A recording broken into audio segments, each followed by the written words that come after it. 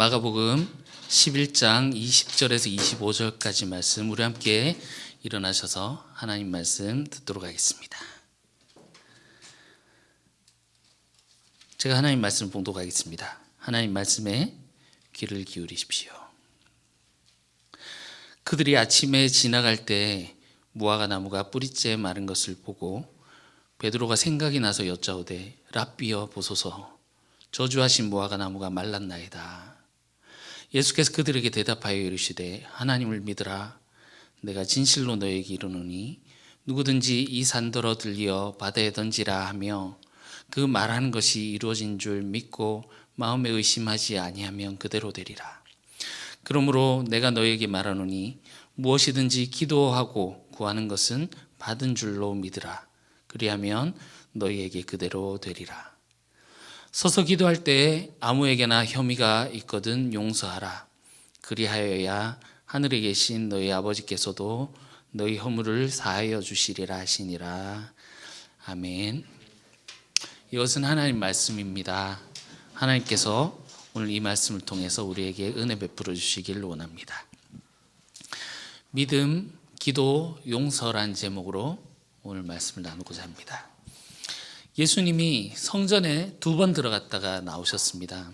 첫날 일요일에는 나귀 타고 입성하셨다가 그냥 이제 성전 한번 둘러보시고서는 그냥 나오셨고, 둘째 날, 그 다음 날인 월요일에는 성전에 들어가서 다 둘러 엎어버리고 그렇게 나오셨죠. 그렇게 예수님께서 성전에 들어갔다가 나오시는 장면에서 우리는 묘한 긴장감을 느낄 수 있었습니다. 여러분, 성전이란 것이 무엇입니까? 성전은 하나님의 임재를 상징하는 것이지요. 처음 하나님께서 이스라엘을 불러서 그들을 만나 주실 때 시내산에서 만나 주셨습니다. 산에 하나님의 임재를 상징하는 구름들로 빽빽히 둘러싸여 있었고, 거룩한 그 구름이 있었고, 천둥 지진 가운데 백성들은 떨고, 그런 가운데 하나님이 그들을 만나 주셨습니다.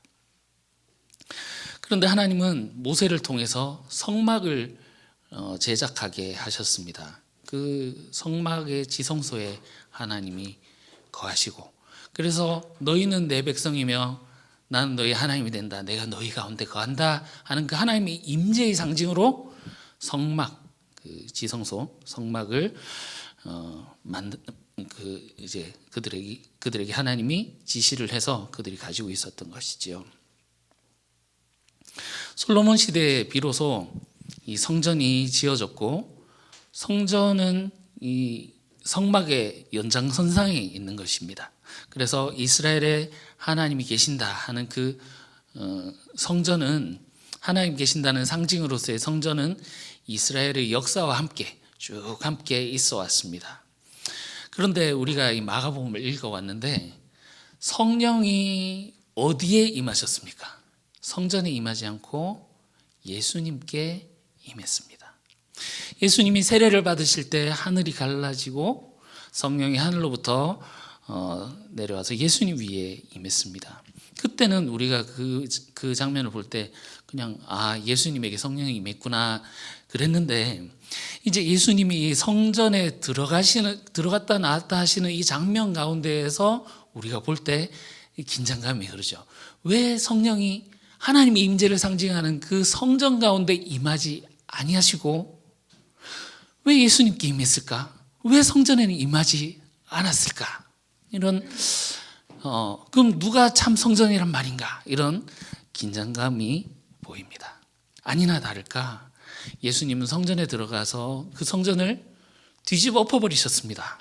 여기에는 하나님이 없다라는 것이지요. 잎사귀만 무성하고 열매가 없는 무화과 나무처럼, 그래서 저주하셨던 그 나무처럼 도둑의 소굴처럼 되어버린 이 성전을 그 주인께서 직접 와보시고서는 거절하신 것입니다. 성전에 하나님이 계시지 않는다면, 그렇다면 하나님은 어디에 계신 걸까요?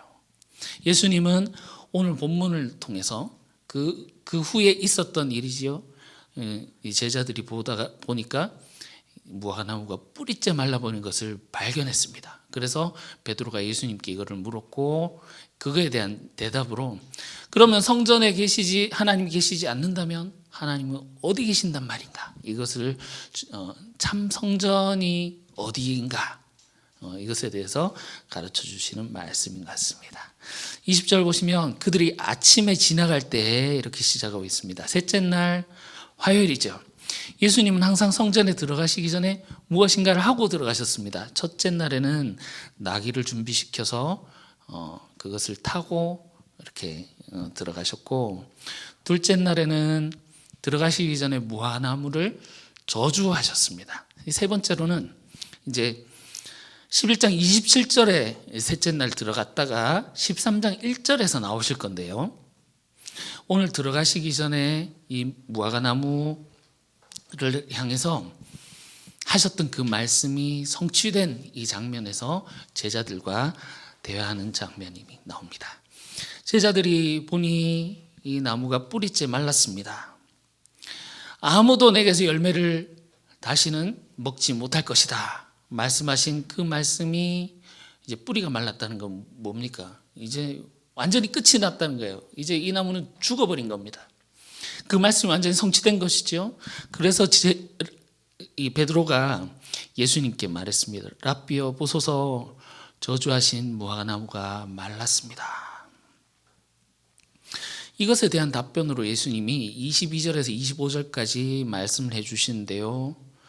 얼핏 보면 이 무화과나무 사건과 별로 관계가 없는 것처럼 보입니다. 이 도대체 무슨 말씀이신가? 무화과나무가 말랐는데요 하고 하나님을 믿으라, 첫 대답이시지 않습니까? 하나님을 믿으라. 이것과 무슨 상관이 있습니까? 그들은 하나님을 안 믿는다는 걸까요? 그 다음에 나오는 그 말씀은 개연성이 더 없어 보입니다.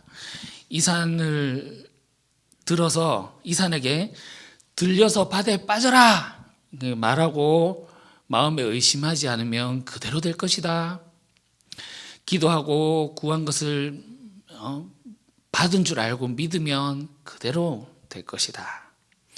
기도하다가 다른 사람과 관계에 있어서 틀어진 것이 있으면 용서해 줘라. 그러면 하늘 아버지께서도 너희 허물을 용서해 주실 것이다. 이 말씀만 하나하나 따로 떼서 보면 참 은혜롭고, 그리고 우리가 적용할 것도 많고 묵상할 것도 굉장히 많은 것 같습니다. 제가 어렸을 때 상격동 저기 그 실내체육관 밑에서 살았는데요. 교회에서 어느 날 이 말씀을 들었습니다. 그래서 제가 집 앞에 있는 전봇대를 하나 붙들고 실험해 보았습니다. 주여 믿습니다. 이거 내일 이 전봇대가 들려서 상격 4동으로 가게 해주십시오. 구체적으로 제가 기도를 했거든요. 그 다음날 보니까 그들을 굉장히 실망을 크게 했었는데, 이게 내가 믿음이 없어서 내가 잘못된 건가 이런 생각을 했더랬습니다. 과연 예수님이 하신 말씀이 그런 의미일까요? 기도하고 마음에 의심하지 않으면 그대로 이루어질 것이다. 이거 무화과나무가 말랐는데요 하는 것과 지금 예수님이 하신 이 말씀들이 무슨 상관이 있을까요? 우리가 이 말씀들이 무화과나무 심판, 즉 성전을 심판하신 후에 하신 말씀이다 라는 사실에 주의를 기울여야겠습니다. 첫 번째 대답이 하나님을 믿으라는 것이었습니다. 하나님을 믿으라. 이 마가복음만에서 믿음이란 주제들이 많이 나왔습니다. 예수님이 혈루증 앓았던 여인에게 내 믿음이 너를 구원하였다 이렇게 말씀하기도 하셨고, 딸이 죽어서 절망하고 있는 야이로에게 믿기만 하라 하셨습니다. 그런데 지금까지 그 믿음이 나오는 그 믿음 주제가 나오는 이야기에서 믿음의 대상에 대해서는 한 번도 나온 적이 없어요. 누구를 믿으라, 무엇을 믿으라는 제일 처음에 예수님이 사역을 시작하시기 전에 복음을 선포하실 때 하나님 나라가 가까웠으니 회개하고 복음을 믿으라, 복음을 믿으라. 거기서 한 번 딱 말씀하셨고요. 믿음에 대해서 얘기를 하실 때는 한 번도 무엇을 믿으라, 믿음이란 무엇인지 조금 애매하도록 무엇을 믿으라 그 대상이 나오지 않았는데, 오늘 이제 분명히 오늘 본문에서 분명히 나오죠. 하나님을 믿으라. 지금까지의 믿음들을 총정리하시는 그런 말씀이라고 할 수 있겠습니다. 예수님이 성전에서 행하셨던 그 행동에서 우리는 또한 예수님의 믿음을 찾아볼 수 있습니다. 예수님이 성전을 엎어버리시는 행동은 18절에 보시면 대제사장들과 서기관들이 예수를 어떻게 죽일까 모의하는, 그는 예수님이 십자가 죽음으로 가게 되는데 촉발제 역할을 하게 되지요. 예수님은 예루살렘에 오시기 전부터 이렇게 될 줄 알고 계셨습니다. 우리가 3장에서 보셨듯이 그때부터 바리새인들과 서기관들이 예수를 어떻게 죽여야 되는가 모의를 하기 시작을 했었고, 그리고 예루살렘에서 온 서기관들이 시찰하러 온 거지 않습니까? 예수를 감시하고 꼬투리를 잡기 위해서 오셨던 것을 예수님이 그걸 보기도 하셨고, 그리고 실제로 순환예고 길 가운데에서 3번에 걸쳐서 예수님이 죽게 될 것을, 이들이 손에 넘겨져서 죽게 될 것을 예수님 말씀하셨죠. 예수님 알고 계셨습니다. 이것을 통해서 예수님이 죽게 될 것을 말입니다. 이런 행위가, 성전에 들어와서 하는 이런 행위가 예수님을 위험에 처하고 죽음으로 몰고 갈 것을 예수님 아셨음에도 불구하고 이 행위를 하신 거예요. 예수님이 이걸 피하려고 하셨다면 얼마든지 피할 수 있었습니다. 입성할 때 조용히 쥐 죽은 듯이 가실 수도 있었고, 성전에서 아무 일 없이 그냥 구경하다 나오실 수도 있었지만, 예수님이 이 행위를 하신 것은 하나님에 대한 믿음 때문입니다. 앞의 이야기들에서 몇 장면을 조금 더 가져와 보겠습니다. 제자들이 배를 타고 가다가 풍랑을 만났을 때 그들이 이렇게 간구했죠. 우리가 죽게 된 것을 왜 돌아보지 않으십니까? 그때 예수님이 어떤 말씀하셨습니까? 어찌하여 믿음이 없느냐, 이렇게 말씀하셨죠. 야이로가 딸이 죽어서 절망 가운데 있을 때 예수님 믿기만 하라 하셨습니다. 귀신 들린 아이가 죽게 되었을 때 그의 아버지가 오열했습니다. 그때 예수님은 믿는 자에게 능치 못할 일이 없느니라 말씀하셨죠. 예수님이 믿음에 대해서 언급하셨던 이 모든 상황들의 공통점이 무엇입니까? 죽음의 벽 앞에서 두려워하고 절망하고 있는 상황입니다. 그때 예수님이 믿음을 가질 것을 종용하셨는데, 오늘 본문에서 이 믿음이란 것이 하나님을 신뢰하는 것이다라고 예수님이 구체적으로 이렇게 말씀해 주셨죠. 하나님을 믿는다라는 것은 하나님이 계획하시고 하나님이 시작하신 일은 반드시 이루어진다, 그것을 믿고 그런 하나님을 신뢰하는 것이지요. 예수님은 자신이 적대자들의 손에 넘겨져 죽을 것이지만 하나님이 그를 반드시 사흘 뒤에 살리실 것을 믿으셨던 겁니다. 예수님의 지금 이 행동은 목숨을 걸고 하는 행동입니다. 하나님을 믿었기 때문에 자기 목숨을 거는 것이지요. 하나님을 향한 믿음, 그것은 죽음 앞에서도 그 하나님을 신뢰하는 것, 그래서 그분의 길과 그분이 주신 그 사명과 타협하지 않는 것을 의미하는 거겠습니다. 이어지는 예수님의 말씀은 예수님이 믿음으로 하셨던 이 일이 무엇이었는지를 보여줍니다. 23절, 내가 진실로 너에게 이르노니 누구든지 이 산더러 들려 바다에 던지어라 하며 그 말하는 것이 이루어질 줄 믿고 마음에 의심하지 아니하면 그대로 되리라. 여러분, 긍정의 힘 들어보셨죠? 조엘 오스틴 목사. 한동안 한국교회에 유행했던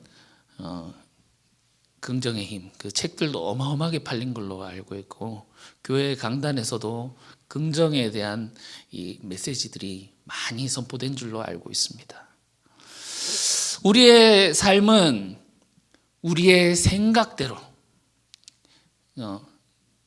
생각이 말이 되고 말이 습관이 되고 습관이 인생이 된다. 그래서 우리의 긍정적인 생각과 우리가 말로 씨앗을 심은 그 말들이 결국은 그렇게 열매를 맺기 때문에 우리의 생각대로 말하는 대로 이루어진다라는 거죠. 그래서 우리가 항상 긍정적인 생각을 해야 되고 긍정적인 말의 씨를 심어야 된다 이렇게 합니다. 그래서 교인들은 내 사업은 성공합니다. 내 자녀들은 반드시 머리가 되지 꼬리가 되지 않고 우리 교회 우리 셀은 폭발할 것입니다. 할렐루야. 나는 월수 1000 찍을 것입니다. 안 해보셨습니까? 그 말을 그렇게 선포하면서 그것을 믿음이다. 왜냐하면 그렇게 기도한 것을 믿고 의심하지 않으면 이루어진다라고 하니까 그것이 반드시 이루어진다라고 생각하고 미래에 있는 것을 가져오는 그것을 믿음이다라고 생각을 하고 배워왔습니다. 내가 말하는 것이 이루어질 줄 믿고 마음에 의심하지 않으면 이루어진다는 예수님의 이 말씀이 긍정의 힘 이것을 말하는 것일까요? 예수님은 이 산에게 들려서 바다에 던져져라 이렇게 하라고 하셨지 산들에게 아무 산이나 붙들고 너 바다로 이렇게 말씀하지 않으셨다라는 거예요. 이 산에게 들려져서 바다에 던져져라 이렇게 말씀했습니다. 그럼 이 산이 어디인가? 학자들은 아직도 학자들 가운데에서는 이 산이 어디인지 여전히 논란이 많습니다. 감람산이다라고 얘기를 하기도 하고요, 성전산이다라고 얘기를 하기도 하는데 어쨌든 결론만 말씀드리면 문맥상으로 볼 때 지금 예수님이 무화과나무를 심판하시고 성전 안에 들어가서 성전 심판 상징의 일을 하고 나오셨잖아요. 그 성전이 심판을 받을 것이다라는 것을 말씀하고 나오셨습니다. 여기 말하는 이 산은 바다가 뭔지 보면 바다는 심판의 장소입니다. 심판의 장소. 군대 귀신 들렸던 그 자에게서 귀신이 나와서 돼지떼에 들어가잖아요. 그 돼지떼가 어디로 갑니까? 바다에 들어가서 몰살하게 되죠. 작은 자를 실족하게 하는 자는 어떻게 되죠? 목에 연자맷돌 차고 어디에 던져집니까? 바다에 던져집니다. 바다는 심판의 장소입니다. 이 산은 성전산, 성전이 있는 그 산을 의미하는 것이라 여겨집니다. 하나님이 이 성전이 있는 이 성전산을 포크레인으로 떠서 바다로 심판해 버리신다라는 그런 말씀입니다. 그런 선포죠. 궁극적으로 이 선포는 이 산에게 들려져서 바다에 던져져라 하는 이 선포는 복음 선포와 같은 겁니다. 하나님 나라가 가까이 왔으니 회개하고 복음을 믿으라 하셨죠. 예수님이 사역을 시작할 때 선포하셨던 복음입니다. 세상의 질서에 속한 자들은 심판을 받게 되니 회개하고 하나님 나라로 전향해라라는 거죠. 복음을 믿어라 이런 말씀입니다. 그러면 살 것이다 라는 심판의 선포이자 구원의 선포입니다. 우리는 지난번에 그 무화과나무 이야기에서 하나님은 열매를 구하시는 분이라는 것을 보았습니다. 이어지는 오늘 이야기에서 어떤 하나님의 모습을 볼 수 있습니까? 하나님은 열매 맺지 못하는 자들을 심판하는 분이시다라는 겁니다. 예수님이 하나님 나라는 농부가 씨를 뿌린 것 같다. 하나님 말씀 복음의 씨앗이지 않습니까? 그 씨를 받아들여 열매 맺지 못하는 길가 돌밭 가시덤불 같은 사람들은 심판에 처하게 될 것입니다. 그것이 제 아무리 성전이라 할지라도 열매가 없으면 가차 없습니다. 면죄부가 없는 것입니다.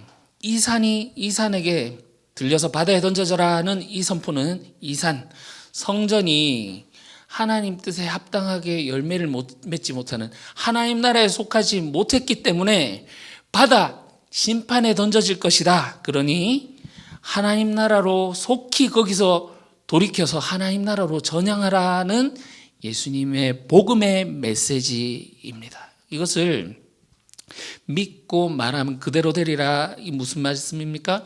하나님께서 반드시 이것을 성취하실 것이다 라는 말이죠.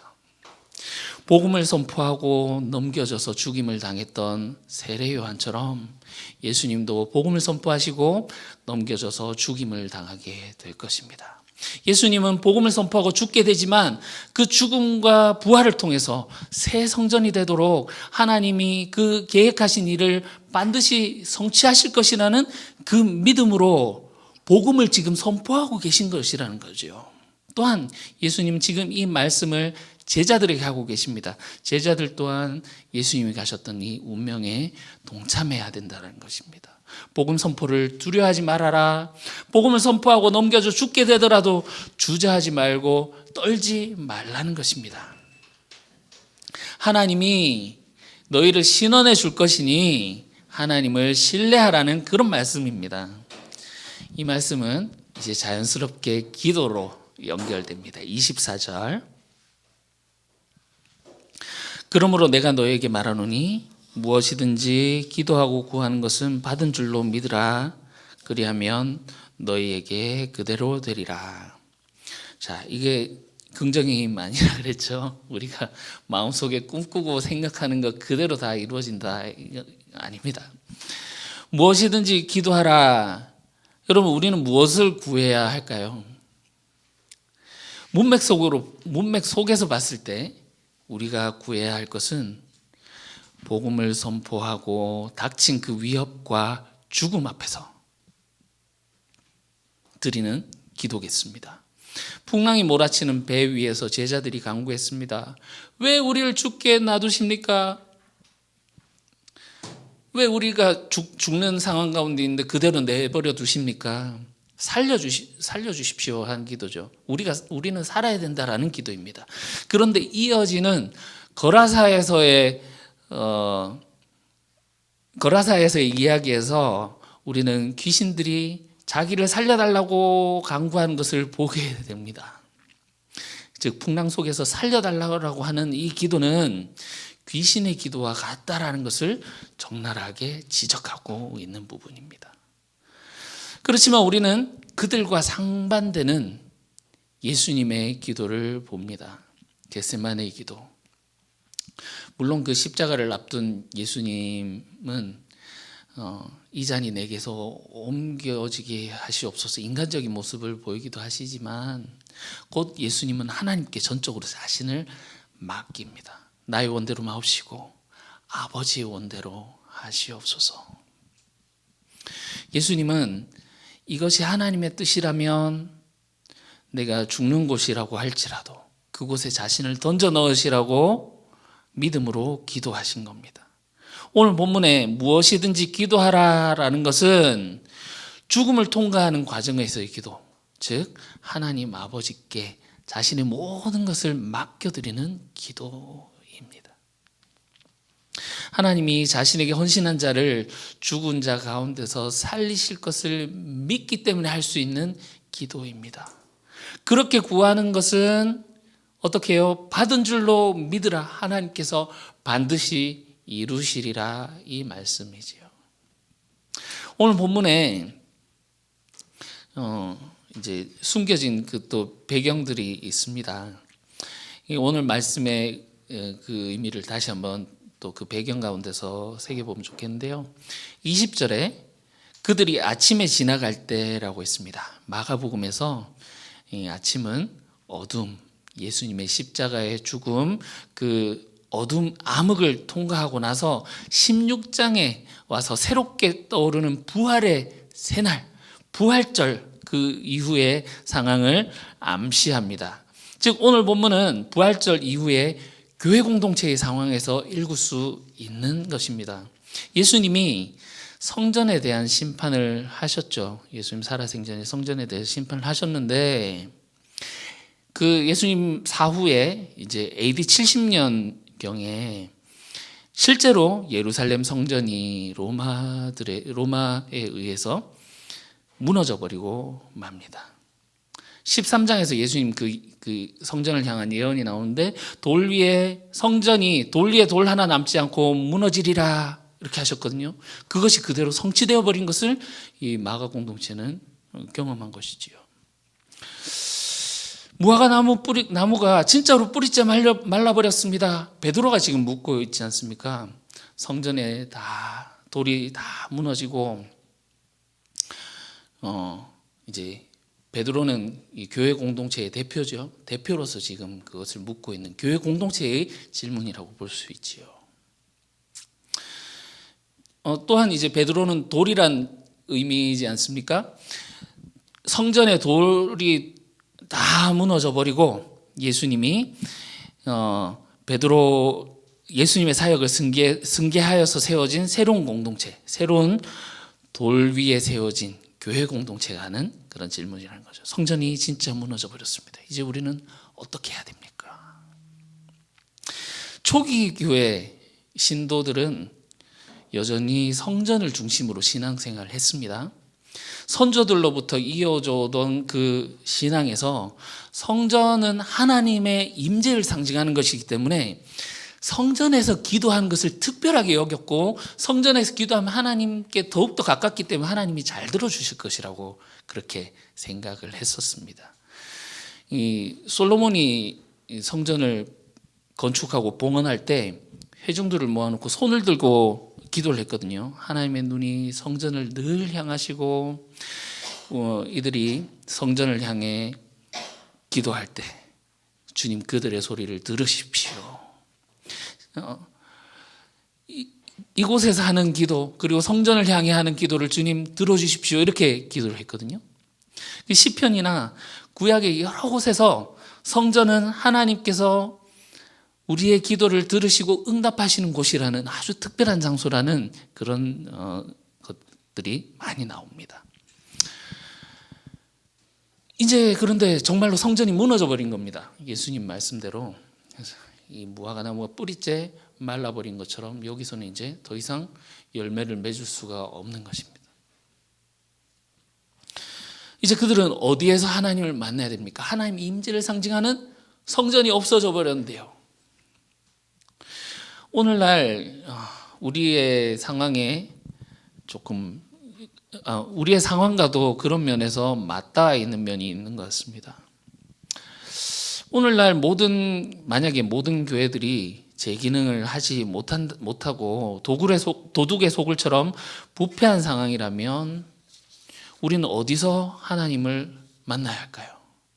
하나님은 어디에 계시고 어떻게 하나님을 만나야 됩니까? 우리는 어떻게 신앙생활을 하는 것이 옳습니까? 아마 마가 공동체는 그런 상황 속에서 예수님의 이 가르침을 떠올렸을 것입니다. 열매 없는 무화과 나무 저주, 그리고 성전 심판의 상징 행위. 정말 성전이 죽었구나. 하나님을 거부하고 하나님의 일에 동참하지 않았던 이스라엘, 그리고 성전은 심판을 받고 예수님의 죽으심과 부활을 통해서 새로운 신앙 공동체로 대체되게 된 것이죠. 그것이 바로 부활절 이후에 주님이 세우신 교회 공동체입니다. 하나님 나라는 아직 완성되지 않았지만 이 땅에 임하는 임시적인 하나님 나라로서 교회 공동체가 부활절 이후에 나타난 것입니다. 그러면 교회는 하나님의 임재를 어떻게 경험해야 할까요? 어떻게 그 임재를 담을 수 있습니까? 왕이신 하나님을 섬기는 백성으로서 그분의 뜻에 순종하고 죽음이 오더라도 그분을 전적으로 신뢰하는 믿음, 그분의 뜻이 온전히 이루어지기를 간구하는 기도, 이것이 새 성전의 모습이고 하나님이 이런 믿음과 기도를 행하는 자들 가운데 임하신다라는 말씀입니다. 이전에 행하던 제사, 열매가 없는 성전 제사가 아니라 진정으로 열매 맺는 복음의 씨앗을 결실하는 이 공동체 가운데 하나님이 임하신다라는 것이지요. 믿음, 기도, 그리고 한 가지가 더 있죠. 용서입니다. 성전의 기능 중에 속죄가 있지요. 이제 성전이 없고 제사가 없는데 어디서 어떻게 하나님의 속죄를 얻게 됩니까? 25절 보실게요. 서서 기도할 때 아무에게나 혐의가 있거든 용서하라. 그리하여야 하늘에 계신 너희 아버지께서도 너희 허물을 사하여 주시리라 하시니라. 여러분, 이거 엄청난 파격입니다. 파격. 죄를 사하시는 권세는 오롯이 하나님께만 있는 것이지 않습니까? 예수님이 지붕을 뚫고 온 중풍병자에게 내가 죄사함을 사함받았다 했을 때 난리가 났지 않습니까? 도대체 무슨 권위로 이런 짓을 행하느냐? 하나님 한 분 외에 어찌 누가 죄를 사한다고 할 수 있느냐? 참나마다 신성모독이다. 난리가 났지 않습니까? 물론 그때는 이제 그들이 속으로만 생각을 했었지만, 그런데 하나님은 그 죄를 용서하는 권리를 지금 누구에게 주신다는 겁니까? 자기 백성, 교회 공동체에게 죄를 용서하는 사죄의 권한을 주십니다. 파격이죠. 격이 사라지게 되는, 성전이 위로부터 아래까지 찢겨지는 어마어마한 일입니다.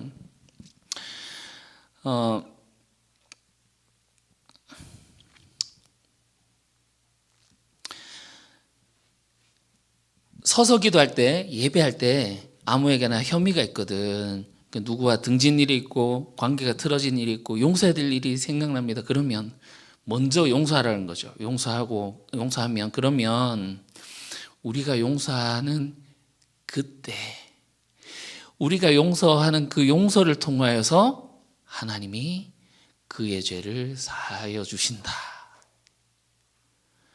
여러분, 엄청 놀라운 일이지 않습니까? 여러분, 용서는 하나님의 것입니다. 예수님이 죽어야 할 성전과 백성들을 대신하여서 죽으심으로 우리가 하나님의 용서를 받았습니다. 하나님은 이렇게 용서하는 권리를 예수님의 죽으심과 부활을 통해서 그분을 중심으로 모이는 새로운 공동체에게 그런 그 용서의 특권을 주시는 거죠. 우리가 행하는 용서는 내가 당신을 용서합니다 하는 용서는 신적 권세입니다. 신적 권위입니다. 내가 하는 용서를 통해서 하나님이 당신을 용서하신다라는 거죠. 그리고 그 용서하는 것을 보시고 그 사람의 죄뿐만이 아니라 나의 죄까지도 용서해 주신다라는 겁니다. 그러니 그 공동체 안에 우리 서로가 용서하는, 하나님이 나를 사랑하시기 때문에 내가 당신을 사랑하고 용서합니다 하는 그 용서 가운데, 서로 하는 용서 가운데 사죄가 이루어지는 성전의 그 참 성전으로서의 기능을 하게 되는 것입니다. 그러하기에 예수님의 오늘 이 말씀은 진짜 성전이 무엇인지, 과거에 있던 그 제사를 지내던 그 성전은 거기에는 하나님 없다. 그럼 어디에 계신가? 주님이 새로 불러 모은 공동체, 새로운 하나님의 가족, 하나님의 백성, 이 하나님 나라를 이루고 있는 교회 공동체 안에, 여기에 하나님이 임하신다라는 겁니다. 구약의 예언자들이 하나님은 제사보다 긍휼과 정의, 인애를 원하신다고 말했던 것과 일치하는 부분입니다. 하나님은 제사의 향기가 날마다 올라가는 그런 성전에 임하지 아니하시고 믿음, 기도, 용서, 이렇게 이것을 행하는 이 공동체, 그 전에 예수님의 삶 위에 성령님이 임하셨죠. 예수님이 참 성전인 이유입니다. 그리고 예수님을 본받아 주님을 따르는 이제 교회 공동체 위에, 그리고 우리의 삶 위에 하나님께서 임하십니다. 오늘 부활절 둘째 주일입니다. 주님이 부활하셨습니다. 우리는 주님이 부활하셔서 우리와 함께 있다라고 믿지만 여전히 우리에게 물어오는 사람들이 있습니다. 하나님 어디 계시노? 하나님 보여봐라. 내 보여주면 내 믿을게. 여러분 어떻게 대답하십니까?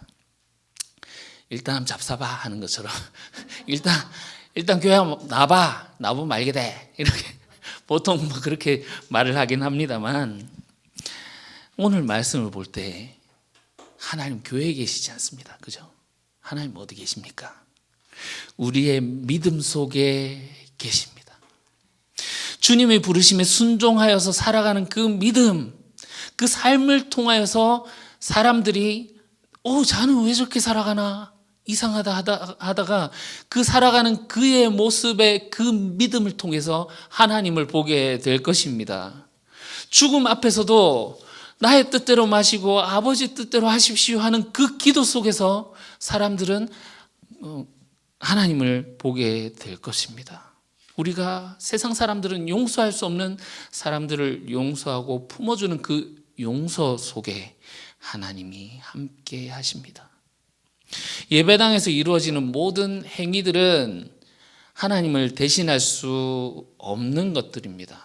하나님이 계시지 않는 껍데기인 건물과 우리 순서들이 있지 않습니까?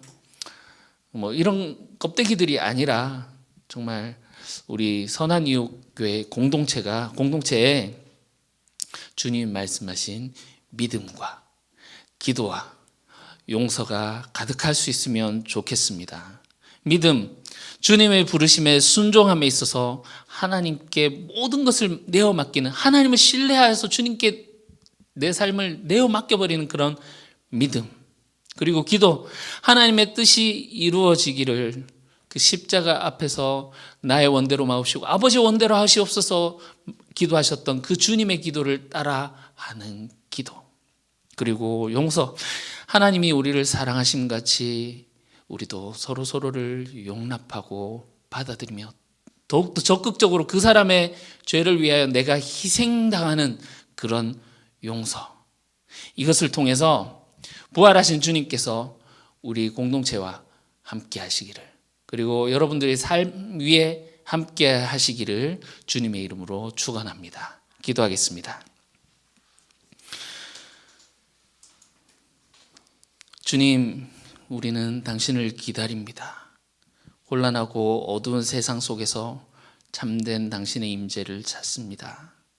그러나 껍데기뿐인 예배와 제식에는 주님이 계시지 않습니다. 믿음과 기도로 순종하여 주님의 길을 동참하는 그 삶의 자리에 주님의 사랑으로 용서하는 그 현장에 주님이 계시겠다고 보여주십니다. 비록 우리는 연약하고 넘어지기 쉬우나 주님은 주님의 길을 가는 우리와 함께 하시겠노라고 약속하셨고, 그 약속의 말씀을 따라 지금도 우리의 손을 붙잡아 일으켜 세우십니다. 부활하신 예수님과 우리에게 주어진 사명을 감당하는 저희들 되게 도와주시옵소서. 예수님 이름으로 기도합니다. 아멘.